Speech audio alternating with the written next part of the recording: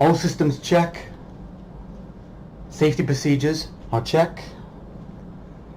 Man, everything I thought was going to happen happened. I ended up in an alternate reality. What do you think, Percy? The mechanical bird squawked. Or it just had its gears shifting. I understand completely. We're in a new world, in an alternate reality somewhere. Way out somewhere. A person of my knowledge can change this existence, but why would I want to? I wouldn't want to bring the likes of war upon this era if I don't know who or what is here.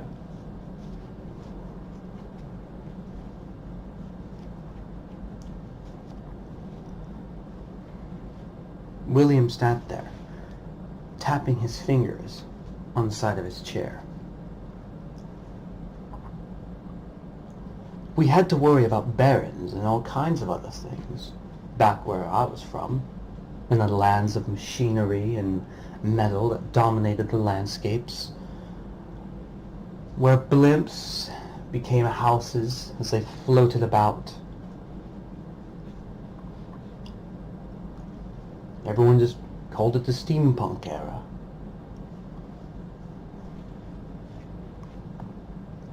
William pushes himself up. Well, let us embark.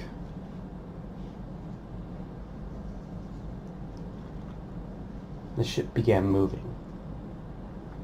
As the many gears shifted, there were pistons in the middle of the ship that were moving up and down, up and down. 5 or maybe even 6 individual pistons. He lost count. Trying to keep this ship afloat is rather easy, but the components required to do so were rather tedious, to say the least. I must say, this is rather peculiar. There was a castle way out in the distance on the side of a mountain, and he could have guessed that maybe they saw him, because when he looked through his telescope, he could see a large, legends. He had read through books, and he had read through a few legends. What he could only assume was an alicorn. It seemed to be sapient. Seemed to possess a higher level of intelligence. When he looked around with his high-powered telescope, he could see that there were many ponies, wearing armor, running around, saddlebags, talking. It didn't take him 3 seconds to realize that the dominant species was probably ponies. Ponies. He's debating whether or not the blast sent him flying backwards and he hit his head and now he's in some kind of coma. However, he's not stupid. He realizes that this is the new reality. That this is what around him. And he's accepting of the idea. He looks down and says, "Bishop." The large robot comes stalking over to him. "Bishop, I need you to get all the drones and get them ready." He nods, saying, "Yes, sir." He was very, very able to install a voice box that sounded 100% human, mainly because his sanity depended on it, as he hadn't had human contact within roughly every 80 to even 100 days. He would stay in his lab, working non-stop, starving himself.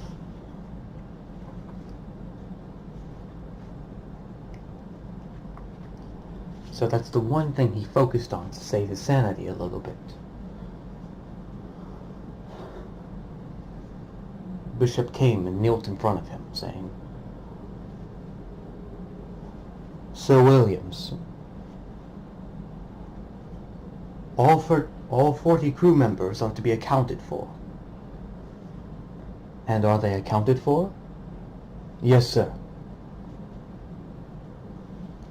By the 40 crew members, that meant drones. Originally, when he got here, he had 20 drones.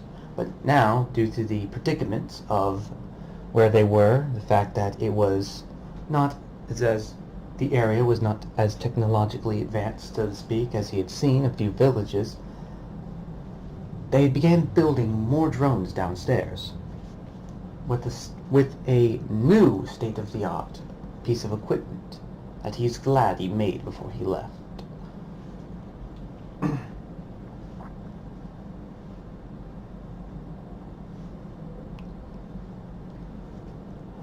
As they began moving, he smiled, saying, "All right, this is good. Very good indeed. How long till we pull alongside the mountain castle?" "About 15 to 10 minutes, sir." "Good. I want 20 down below and 20 topside. Now, go off." The reason he wanted 20 top is mainly because he didn't want these people to get the idea that he wasn't, well, that they were weak.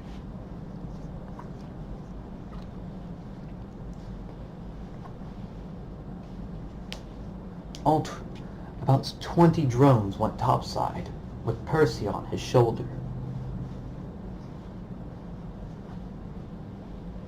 One of the drones turned to him and said, "Sir Williams, it seems that our presence has caused a ruckus in the kingdom down there." "So be it.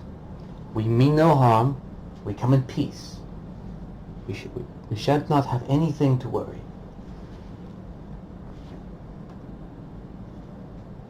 The airship approached closer and closer. Sir Williams went down below deck, getting his gear ready.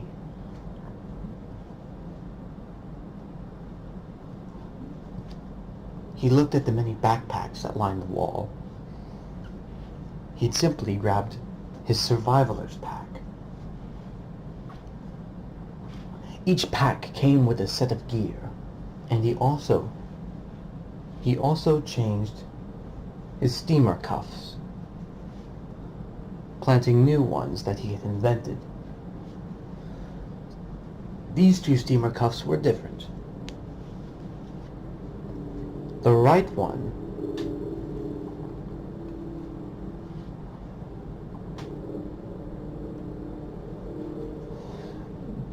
one had a dagger above on the back side of the palm, below the wrist. Below the wrist it had a dagger, and on the wrist it also had a grapple. On the left one it also had the same thing. However, each steamer grip or steam cuff also had two arrows, two small arrows, but they were made of metal. A steel bolt that could be shot out.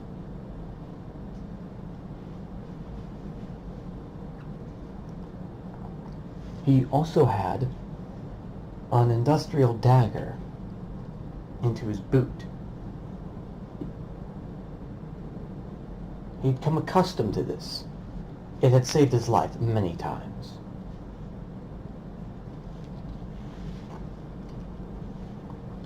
He also had adhesive seal. It was a special type of spray designed in the industrial factory to treat wounds. Say his arm was cut all the way down, he could spray it and it would reseal the skin. It was extremely useful.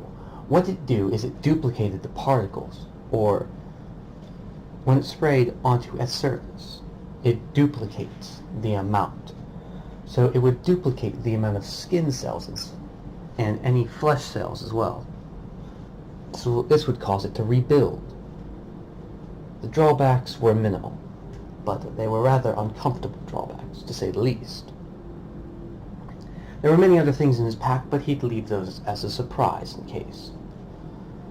He got topside, and they were right next to the castle. The blimp had lowered. Lots of guards were flying about. Pony guards were flying, and others were down below. A ramp had protruded out of the airship, or blimp. More, he liked to call it airship. He began walking down,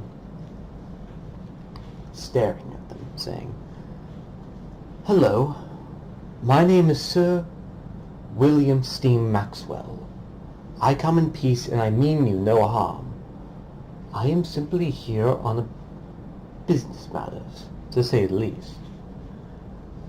I only wish to know as to where I am."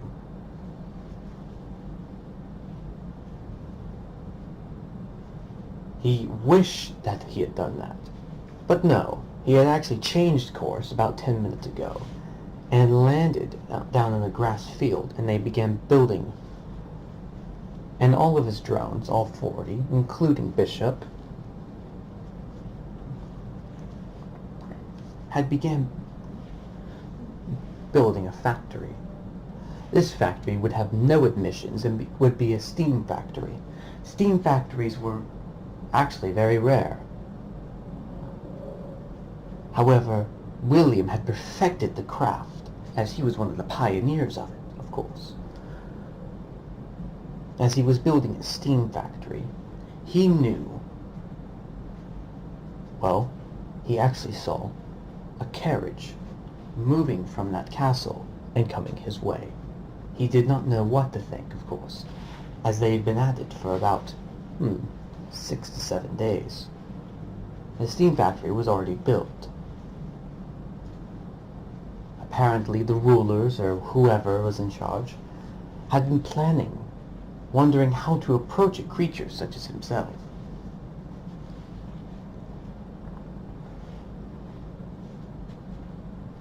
He put his hands behind his back and walked into the factory. William didn't want to conquer the lands. No, he just wanted a small plot of land for himself that he could call his own. The plot of land that he had taken up, of course, was rather small. He had seen the size of this place, realizing that it was rather big. So what had he done? Well, more drones were built. The population of drones was a little larger than before, 120 to be exact. Due to his state-of-the-art technology, one piece of technology that helped him build drones. The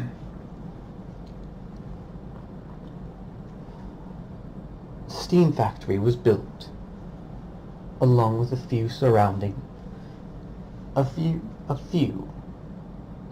buildings. The steam factory had been built and the carriage was approaching. Shit.